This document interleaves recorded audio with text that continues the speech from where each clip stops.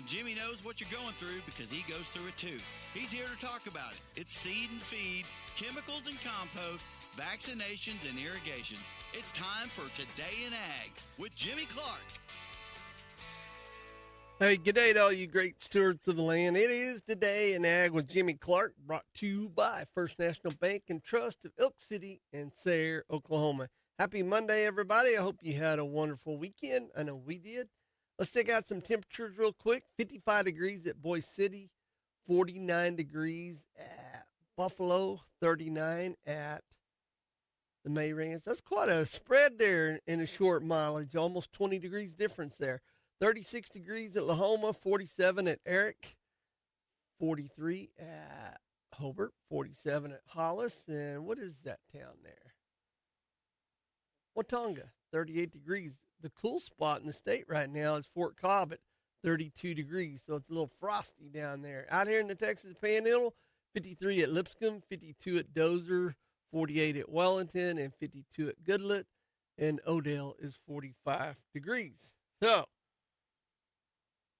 we had a great weekend. Sandy and I traveled to Table Rock Lake to visit some friends of ours from Kansas City. They got a lake house down there. Had a good time. It's Lake of the Ozarks, or not Lake of the Ozarks, but it's the Ozark Hills down in there. Man, we had some of those oak trees out here to cut for firewood. I'd be a happy camper. I know we got some oak trees out here, but oh man, but that let's see, it's been 2007. I got one of my friends' mom and dad lived down there. Oh, you had to drive past Big Cedar Lodge to get to their house. But it's been, 20, not quite 20, but close to 20 years since I've been down there. Man, that place has gone crazy. It's a beautiful lake and a lot of things going on around there. But, whoo, that's a little crowded. Ozark Mountains, that's all. It's either cut firewood or have tourism, because there's not very many spots for farming, but there is some. I noticed some pretty nice size Angus farms between Joplin and before you break off down in what I actually call the deep gullies of the Ozarks. A lot of hay in that area. The grass is still green, which is that, what is that grass they got there? Oh, my brain's dead. There's brome. Got some brome and fescues through there, and going good. I know one thing. I'd have probably lost money on the deal, but I almost stopped, talked to a guy about buying a semi-load of firewood that he had in his pasture there. It looks like that's what he does for a living. At $50 to $60 a rick, I could have come back here and doubled my money. Maybe. Trucking would have ate me up, though, I'm afraid. So, but, man, them big old oak firewood, it's good stuff. All right. What else going on? Anything crazy happened over the weekend? Oh, congratulations to the city of Canadian, Texas. You guys made it to the big time last night on Landman. Sam Elliott was talking about Canadian, Texas. That's where they went out to the funeral. I don't know if they was actually in Canadian. I didn't see the dinosaur anywhere. They didn't show the dinosaur, but they talking about that.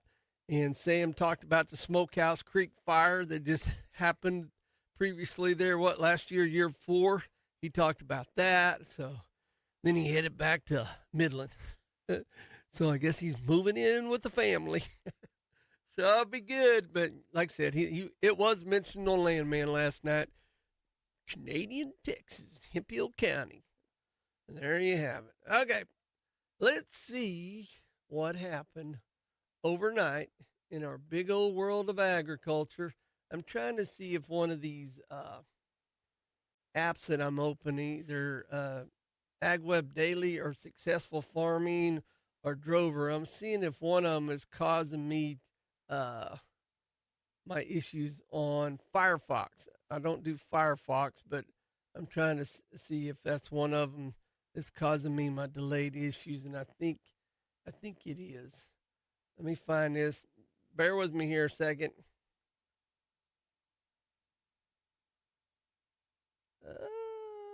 There's that one. There's that one. So I'm getting ready to open this up and see if it's what's causing me my issues here. Because I'm so up to date on I'm a very high tech guy here. All right, let's see what happened overnight in our big old world of agriculture. Soybean futures dropped in overnight trading amid concerns that China will buy far fewer of the oil seeds from the U.S. than originally thought. China had committed to purchase 12 million metric tons of soybeans by the end of the year, the White House said after a trade agreement was struck with the Asian nation at the end of October.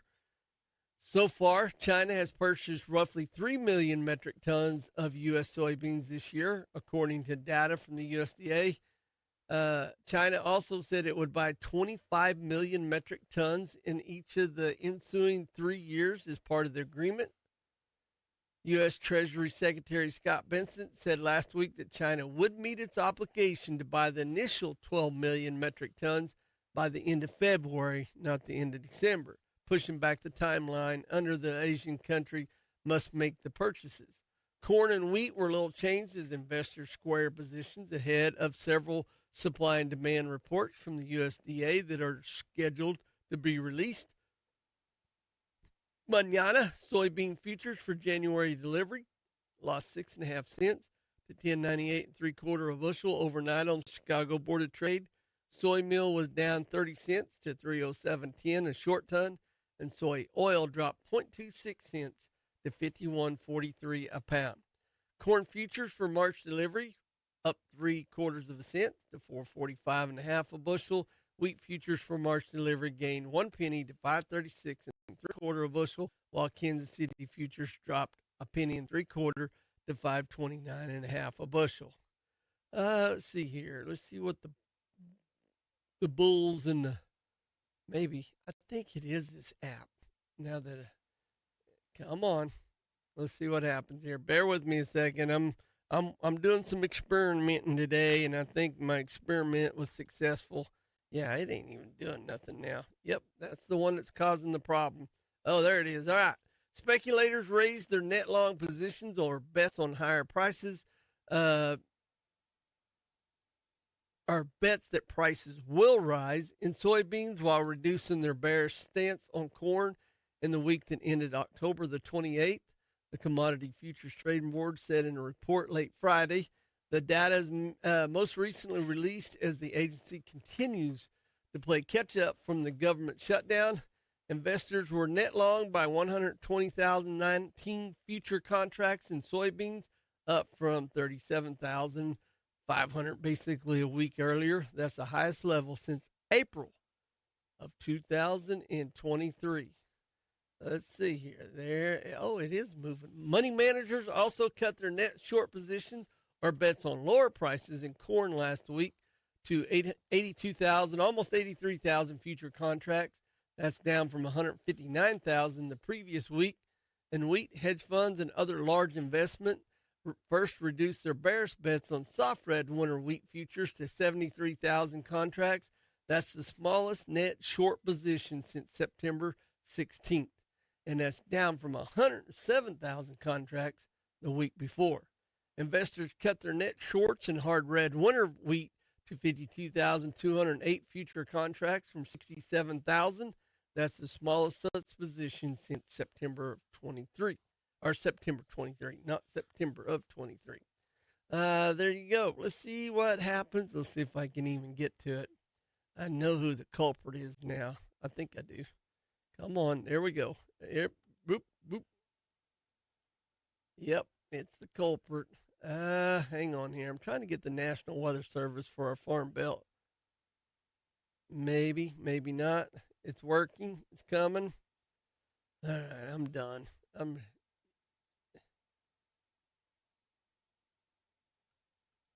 Yep, that's my culprit. I'm going to click it out.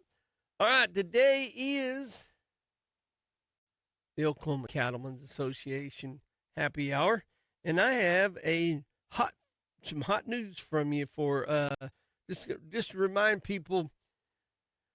OCA memberships are just $100, and I've been saying that for 4 years now, through the end of the year. New or renewal. January 1st, though, the price will increase to $150. This is our first price increase in 20 years. That's pretty good. Lifetime memberships will increase at the first of the year as well. So if you're wanting to renew your membership or you want to be a new member, which I hope you are, OCA is one of my favorite groups that I am a member of, or you want to be a lifetime member, you need to get a hold of the Oklahoma Cattlemen's Association. You can get a hold of them with Lori. You can get a hold of them through Lori. Lori's your best bet. She's the she knows it all. She's the in person to call. 580-273-5137. 580-273-5137. Call Lori or just go to www.cattlemans.gov or .com. What is it? I had to look that up now. Man, I'm mad. I should have known that when I did because I've repeated it 100 times. Hang on, I'll just look it up and correct myself right now. Lori's going to be blowing my phone up here in a second if I mess this up. There it is. Oklahoma, www.okcattleman.org. I knew that's close. That's close. All right, let's go ahead and take a OCA break, and we'll be right back after this. He loves talking about farming and ranching. Today in Ag with Jimmy Clark.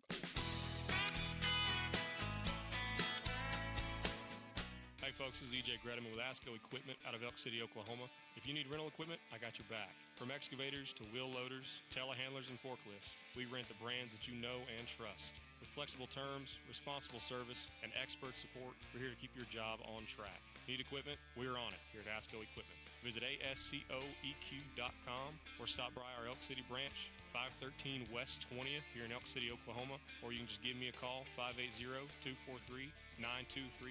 Appreciate it, folks, and y'all have a blessed day. It helps to work with someone who's been down the same road you're traveling, someone who knows what you're up against and what you're going through. When it comes to farmers and ranchers, that's us. That's who we are. Our lenders know ag inside and out because we're producers too. We approach it like a partnership. We want to put ag producers in position to be successful. We're very laid back and easy to deal with, and people seem to like that. We think you'll like it too. I'm Marty Maddox. Great Plains Bank in Elk City is here to lend farmers and ranchers a helping hand. Member FDIC. You could get specific and get them heated jackets and vests. You could get a Milwaukee Tools or Carlisle Tools or a toolbox. You could even get a new driver, a car detailing kit. If you know what they want or what they need, you can get specific. Or you can do the easy thing and get them a Napa gift card for Christmas. Don't forget the stockings, air fresheners for the car, flashlights, gloves, tumblers. How about phone chargers, Bluetooth speakers, or hand warmers? You know who's got all of this. Napa Auto Parts of Elk City. 716 West 3rd. This is the Elk City Livestock Auction Market Report for Friday, November 21st. 1,681 head were sold. 9 head of steers at $432 brought $465.26 at $484 brought $427.50. 3 at $523 brought $405. 4 at $678 brought $342.50. 6 at $726 brought $333. 3 at $883 brought $265. 7 head of heifers at $449 brought $370. 12 at $475 brought $365. 10 at $676 brought $306. 7 at $717 brought $305. 13 at $737 brought $307. 3 at $1087 brought $226. Butcher cows were $52 to $169. Butcher bulls brought $125 to $186. Bred cows $1150 to $4,300. Pairs $2250 to $3850. Elk City Livestock Auction 3202 South Highway 6, Elk City, Oklahoma. Sale every Friday at 9 a.m. To consign, call Brandon Hickey 580-497-6095. An I-40 acreage near Canute can be yours Monday, December 29th. The seller is Jerry Bohannon, and his 21 acres of land are on the west edge of Canute. Auction will be at the property at 1 p.m. Prime I-40 Route 66 land. XIT Auctions is conducting the auction. For information, call Aubrey Latham, 580-393-4440. Online at xitauctions.com. 21 acres on I-40 on the west side of Canute will sell Monday, December 29th at 1 p.m. XIT Auctions, ready to work for you. Cattlemen's Congress in the heart of cattle country is a lot more than just a cattle show. See for yourself January 4th through the 14th at the fairgrounds in Oklahoma City. The newest and most elite genetics North American cattlemen have to offer will be there. Cattlemen's Congress is the gathering place of the cattle industry and provides sales of elite genetics, something for every operation. Enjoy the Commercial Cattlemen's Luncheon January 8th at 11 a.m. with the commercial female replacement sale at 1 p.m. For a full schedule and sale information, visit cattlemen'scongress.com. He loves to talk about farming and ranching. Here's more of Today in Ag with Jimmy Clark. All right, welcome back, everybody. Here's your ag weather update for the Texas Panhandle. I picked the now really famous town of Canadian, Texas, since they made the big show Landman last night. 55 degrees, humidity's 42, dew point's 32. Winds are out of southwest at 13 with wind gust up to 14 currently. Peak wind gust today, 22 miles an hour. No really month-to-date precipitation. 556 sub-freezing minutes today on the record. 8-inch soil temperature, 43 degrees. How about that? Okay, let's see what the markets are doing right now. I got the report from Brandon from Elk City Friday. Whew, looked good. Looks like the cash on those younger calves, the prices were back up to where they was before you know who said you know what on you know who and what. Got it? All right. Hard red winter wheat out of Kansas City, March, 526, down 5. May is 538. Hang on a second. What is going on here? Oh, it didn't update. I was thinking, man, that's what I read an hour ago. All right, it's a little better, not much. Okay, March wheat out of Kansas City, 527, down 4 now, not 5. May is 539, down 3 3/4. Wheat out of Chicago, March, 535, down 1/4. May is basically even at 543. Corn, March, 443, down 1 1/4. May is 450, down 1 1/2. Soybeans, January, 1094, down 11 1/4. March is 1105, down 10 1/4. Soybean oil, January, 5124, down 45. Soybean meal, January is 306.10, down 130, and March is 310.90, down 130. There you have it.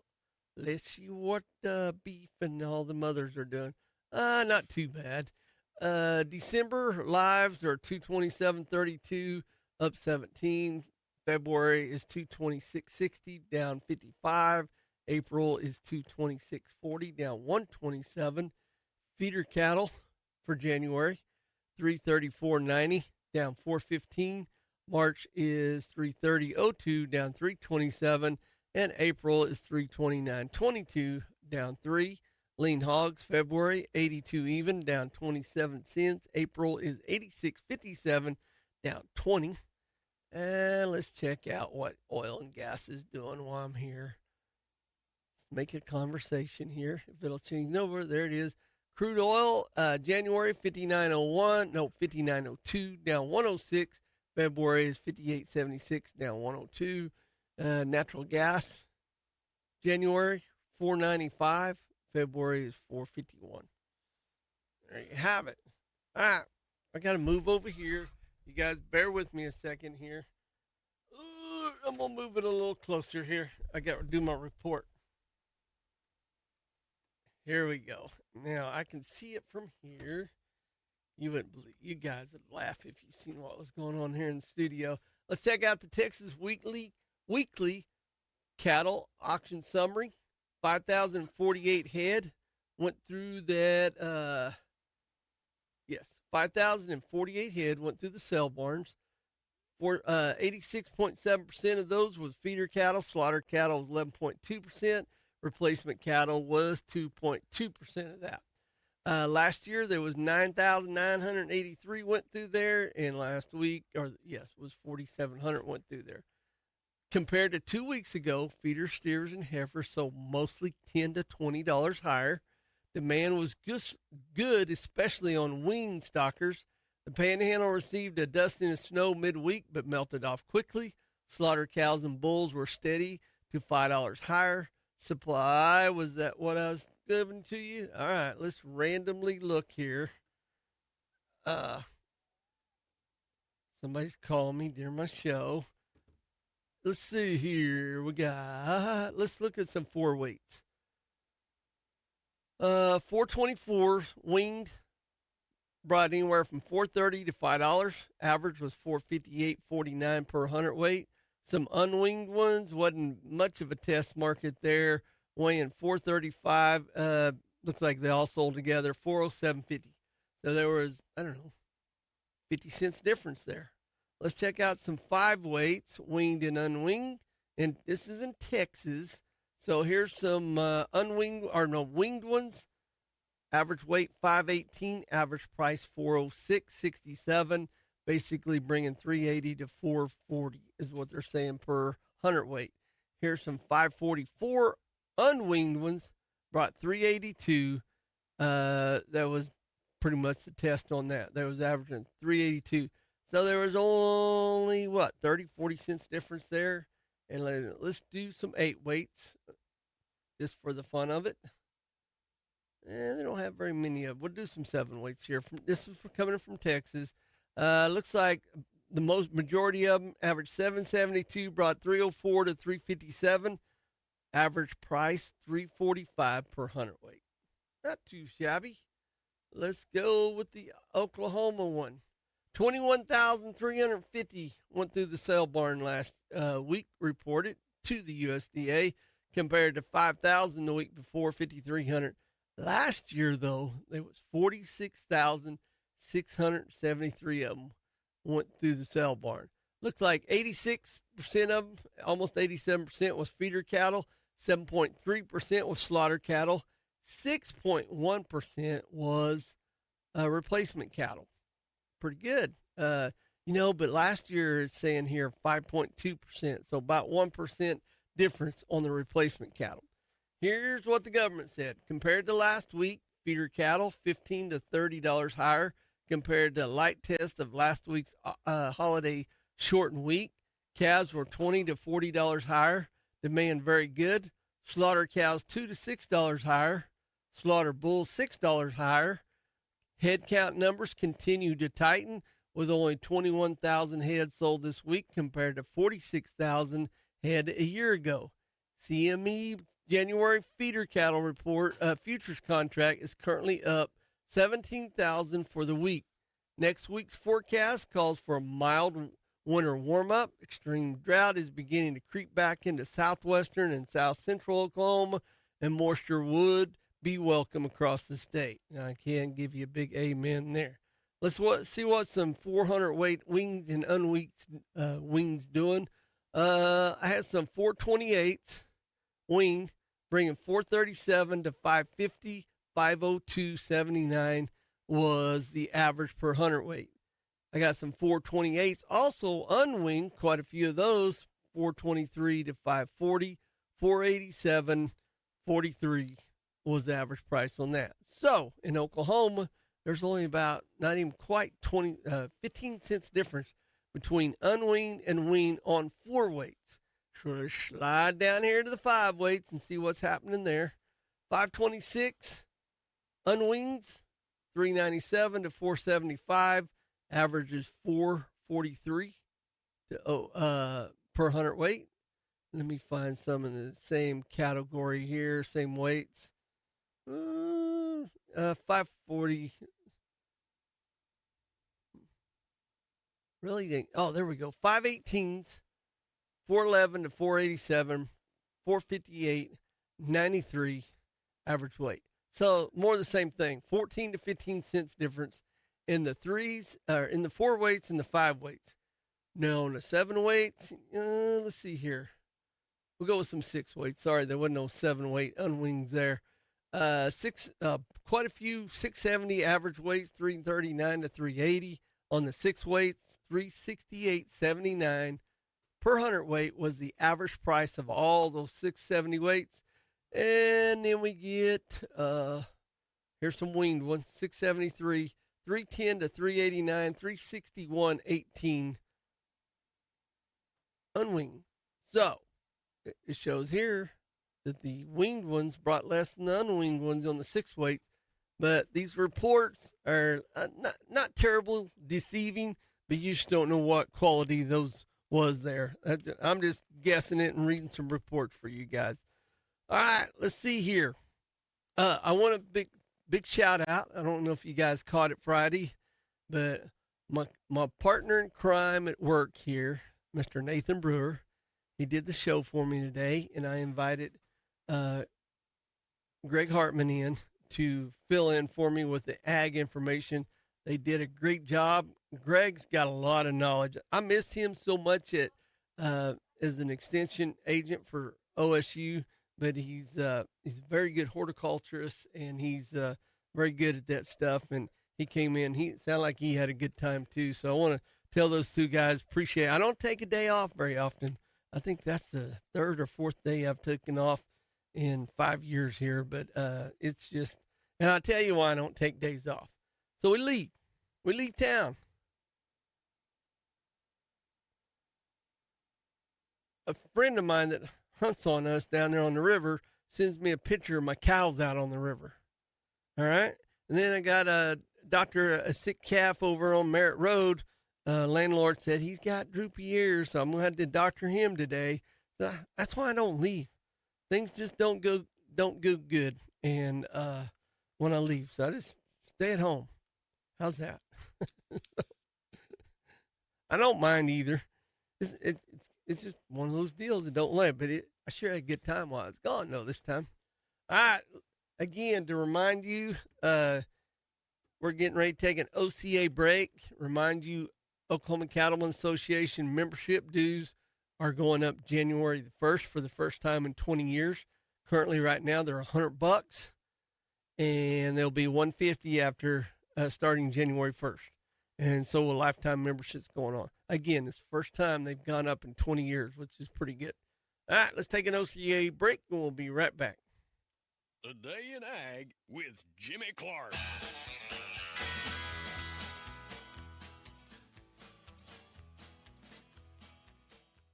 Kent Watkins here with SEI Agritech in Elk City, Oklahoma. Winter is right around the corner. Don't wait to secure the best nutrition for your herd. Call now to book your winter contracts for cattle feed, including our premium Mix 30 liquid feed. Give your cattle the edge this season and make sure they stay healthy during the cold winter months. Call us or stop by today here at SEI Agritech in Elk City for all of your feed needs. Follow us on Facebook for updates and more information. You don't want to let your cotton set in the field day after day waiting to be gin.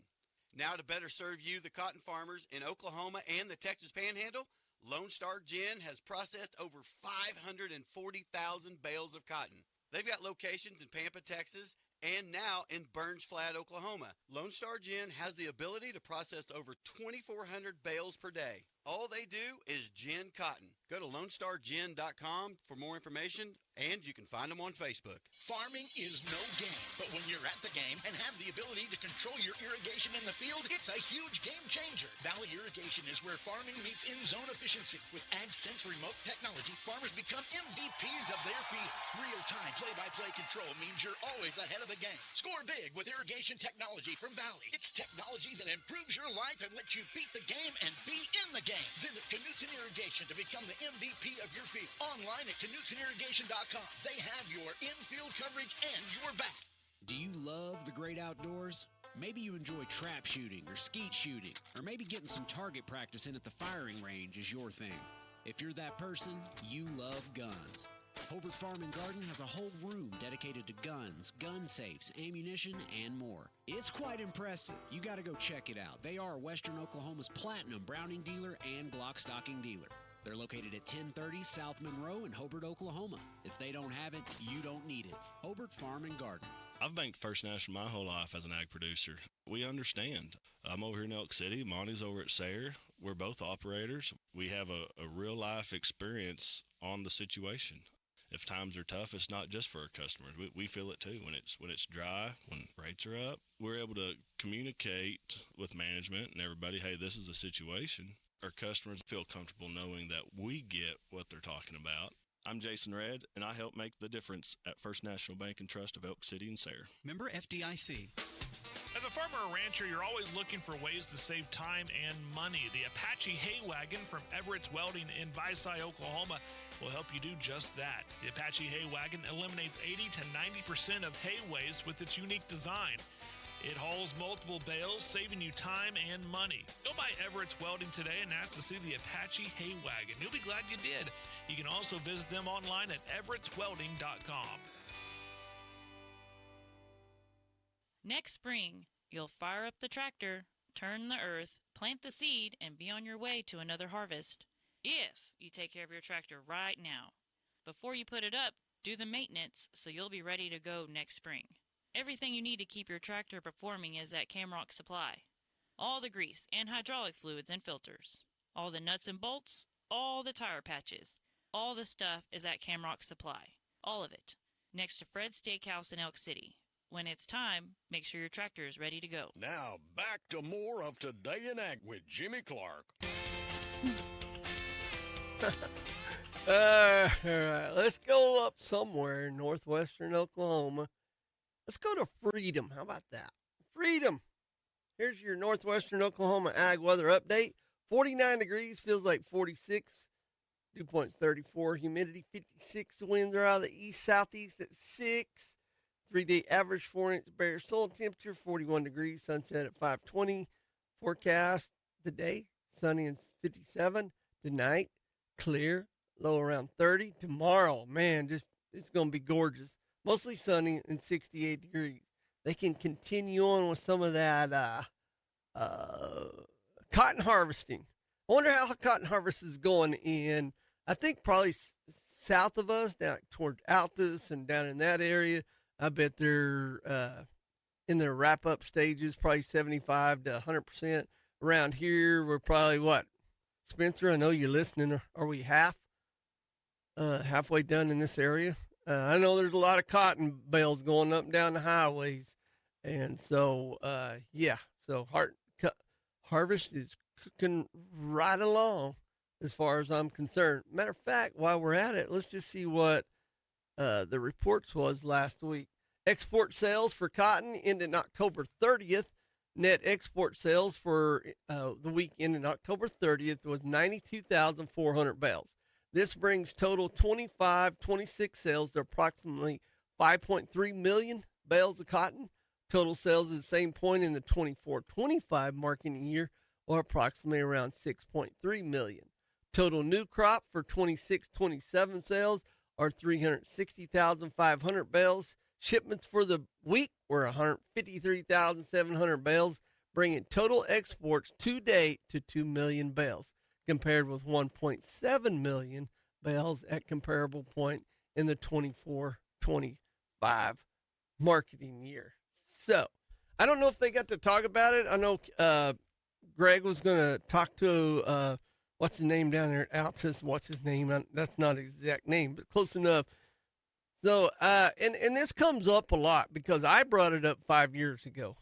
So when you're going by these cotton fields and you're seeing a lot of cotton debris left on the stalks and you're going, man, they did a crappy job of harvesting. This is not true. So there's two varieties of machines that do the cotton. There's the stripper and there's the picker. The picker goes through there. Hope I get this right since I'm not a cotton farmer. The picker goes through there and picks the good stuff and leaves the bad stuff in the field. Okay. And the stripper gets it all. And then, both of them still got to go to the cotton gins and get ginned and, the whole works. But, according to my sources, for what that's worth, some guys, I think it was Jake, maybe it was Jake, somebody over there by Delhi, they went back through there with their picker and went through there 2 or 3 times or something like that and didn't get any more after they went through there, the picker. And then it was either them or somebody else went through there and with a stripper after they used a picker. Are you guys confused yet?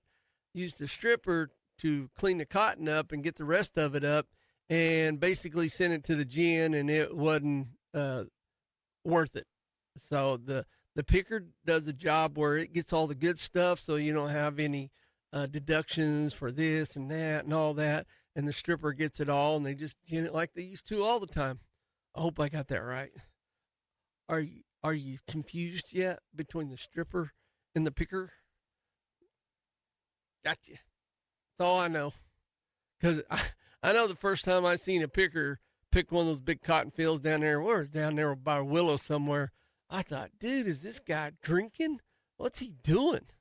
I mean, but it does have its benefits.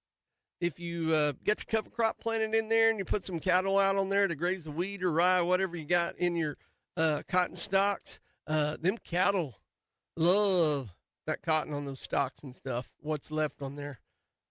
They'll pick it. They'll pick what the stripper couldn't, they'll pick what the picker couldn't get. How's that? I sound like Roy Clark, Buck Owens. All right. This out of the OSU with let me grab my deal and stretch out here a little bit. Cow-calf corner from Dr. Peel. I want to read you what he has to say. As 2025 wraps up, there's still little indication of significant heifer retention for herd rebuilding, though some retention may be beginning slowly.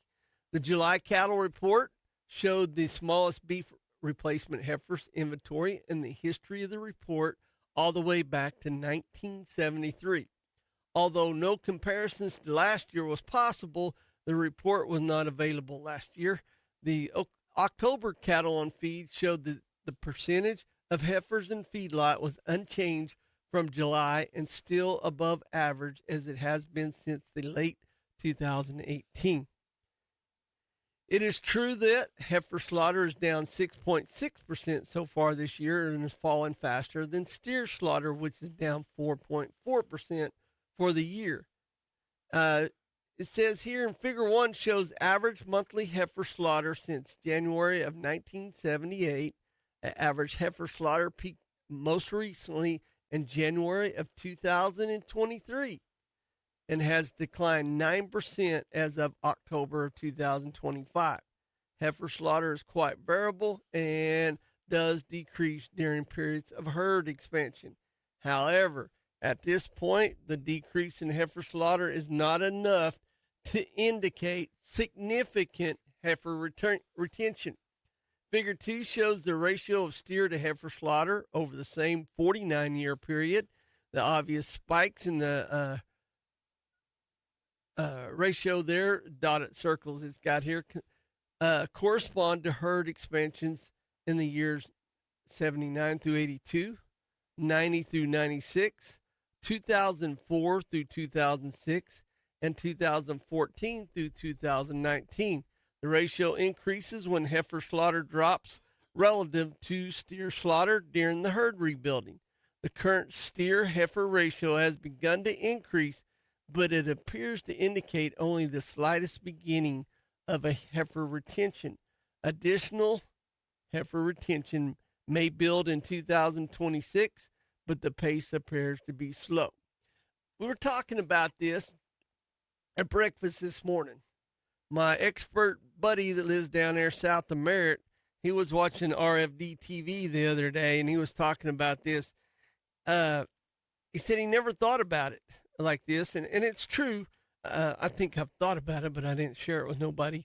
Okay. When a hen drops an egg till it's ready for harvest, it's 10 weeks. Swine has a litter of piglets. It's a 10-month cycle, but we're talking a litter. This could be 5, 6, 8, 10, 12 piglets. A cow, from the time it's bred till that calf is going to slaughter, is approximately what? If you go to slaughter at 24 months, add 9 months onto that, that's 33 months. That's a 33-month cycle. But think about this. From when that heifer is born, or steer is born, or the heifer is born, if heifer retention, I'm talking about heifer retention here. If you retain a heifer from the day that heifer is born to the day she has a calf, to the day her calf is at the processor. Add another 15 months onto that at least. Yeah, 15 months old. Think about that. 15 months on to what did I say? 30, almost 5 years from the time a heifer is born. 15 months or so, somewhere in there when she's bred. Add another 9 months onto that. Add another 2 years onto that. That's when that steak gets to your grocery store. Interesting. All right. Let's take an Oklahoma Cattlemen's Association break. Remember, if you want to renew your membership or become a new member, you got a couple of weeks left here to do it. Actually, a little more than a couple of weeks. But January 1st, the price is going up $50 per year, which is still a bargain in my books. But if you're a penny pincher, let's go with the $100. Be right back after this OCA break. Oh, Jimmy's all wound up and ready to go. Today in Ag with Jimmy Clark. Help us celebrate Black Friday all month long at Wendy Nissan with great deals on new and used vehicles with nearly 200 to choose from. Interest rates as low as 0%. Payments as far out as 90 days. Payments as low as $199 a month on select used vehicles. We truly have a little bit of something for everybody. We've got brand new Frontiers with 6-inch lift kits, leveling kits, off-road wheels and tires, cold air intakes, exhaust. We have used cars as low as $69.99. Gas mileage as much as 40 miles per gallon on brand new Nissan Versa. Rebates as high as $5,000 plus discount off new Murano and new Nissan Pathfinder. It's Black Friday all month long right here at Wendy Nissan in Elk City, Oklahoma, your hometown dealer. Wendy Nissan is now offering Sunbit financing in our service department for service tickets as low as $400 or up to $10,000. Interest rates starting as low as 0% and finance terms as long as 72 months at Wendy Nissan, your hometown dealer. Black Friday all month long. You farmers like saving money on stuff you gotta have? You can save instantly when you buy 2 or more eligible Bridgestone or Firestone ag tires at Blair Tire and Feed. Get $300 off all eligible AD, 2IF, and VF radial tires and Bridgestone radials. Get $200 off all eligible non-AD2 radial tires and get $25 off Destination Farm and Destination Turf. Blair Tire and Feed at the Crossroads in Blair, Oklahoma. Save instantly on the tires you gotta have. Elk City Lube and Wash offers quick lube service and has 4 self-serve car wash bays plus 1 automatic touchless car wash with on-site services including oil and fuel service on gasoline and diesel vehicles, including motorcycles, differential service, also vacuum bays with a vending machine and a carpet shampooer. And Elk City Lube and Wash is your authorized Schaefer lubricant distributor. Schaefer products provide advanced lubricants for improved performance, reliability, and economy. Elk City Lube and Wash, 316 Northeastern Avenue in Elk City, 1/2 mile north of Walmart. Proudly owned and operated by Phil and Mary Wynn. Cattlemen's Congress in the heart of cattle country is a lot more than just a cattle show. See for yourself January 4th through the 14th at the fairgrounds in Oklahoma City. The newest and most elite genetics North American cattlemen have to offer will be there. Cattlemen's Congress is the gathering place of the cattle industry and provides sales of elite genetics, something for every operation. Enjoy the commercial Cattlemen's Luncheon January 8th at 11 a.m. with the commercial female replacement sale at 1 p.m. For a full schedule and sale information, visit cattlemenscongress.com. That life insurance that I have on myself, it's not for me. It's for my wife that she doesn't have to sell the home. She doesn't have to go worry about how am I going to make this car payment? How am I going to come up with the cost out of pocket to pay this funeral? Because, that's an expensive cost. And it's a cost that you're going to have. If you had a machine in your garage that made money, it was a money-making machine. You went out every day and you flipped the switch on that machine and it generated money to pay your bills. Would you insure that machine? I've never had anybody say no. Sure they would. Well, you are that machine. You flip your switch on every morning when you get up. You flip your switch on when you go to work, but yet we don't insure ourselves. It doesn't make any sense to me. Hi, I'm Mickey Lively. I'm an insurance agent with Oklahoma Farm Bureau. My office is located in Greer County. Call me anytime at 580-782-3827. Life insurance and annuity products offered through Farm Bureau Life Insurance Company. Property and casualty products are offered through Oklahoma Farm Bureau Mutual Insurance and affiliated companies. Jimmy's all wound up and ready to go. Here comes more of Today in Ag with Jimmy Clark. Turn your mic on and push this button up here, and then the rest of everybody can hear you. How about that? Tipton, Oklahoma. Here is your Hobart Farm and Garden ag weather update for southwestern Oklahoma. Speaking of Hobart Farm and Garden, you guys know that they got a lot of guns down there. Shotguns, rifles, pistols, ammunition, hunt clothes, some hunting accessories, some shooting accessories. They're your go-to place for southwestern Oklahoma to think. I don't know if it's still true. It was a couple of years ago. They're the biggest Browning dealer in Oklahoma. If not, we'll call them that. How's that? Check them out, and that's Get Twisted Stitch X's boots down there. Got some good stuff down there. And plus, they're a big hardware store down there. Plus, they're a big feed store. They got aero equipment down there. What else do you want? One-stop shop there in Hobart, Oklahoma. Tipton, it's 46 degrees, feels like 41. Dew point's 34, humidity 63. The winds are out of the southeast at 11 miles an hour. 44 degrees is the 3-day average 4-inch bare soil temperature.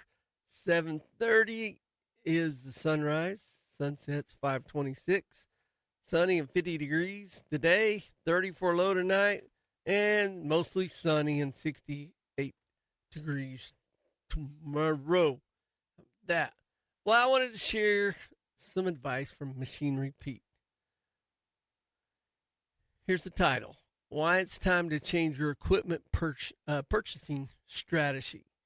Your farm's odds at sustaining into future generation depends on knowing, absorbing, and acting on the realities of this new changed farm equipment market.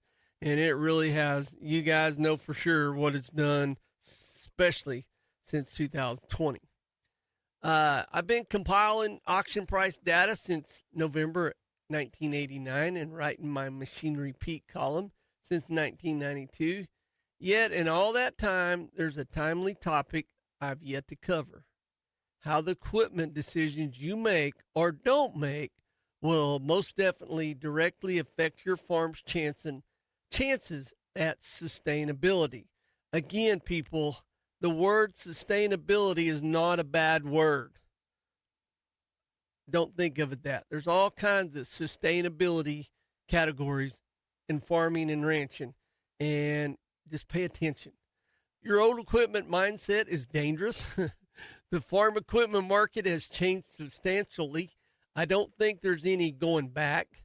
The realities of past ag downturns your father and your grandfather dealt with always saw farm equipment dealers hung up with huge excess of late model used units.